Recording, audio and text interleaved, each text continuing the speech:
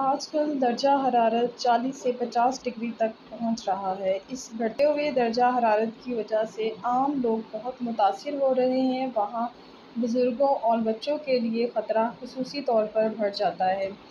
शदीद गर्मी के इस मौसम में सेहतमंद रहने के लिए दर्ज झैल बातों पर लाज़मी अमल करने की कोशिश करें। नंबर 1, पानी ज़्यादा से ज़्यादा पिएँ, क्योंकि ये आपके जिस्म में पानी की कमी होने से बचाता है।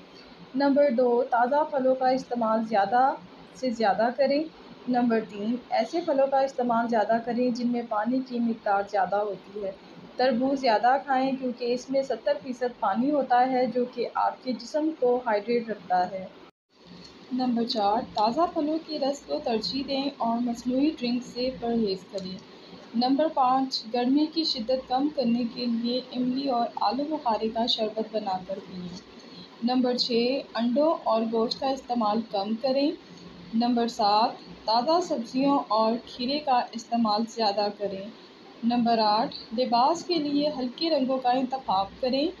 बंद और काले रंग के जूते कम पहनें। नंबर 9, गर्मी से बचाव के लिए ज़्यादा से ज़्यादा नहाएं।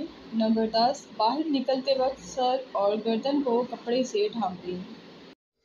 मज़ीद अच्छी वीडियोज़ के लिए हमारे चैनल उर्दू वॉइस को सब्सक्राइब करें। शुक्रिया।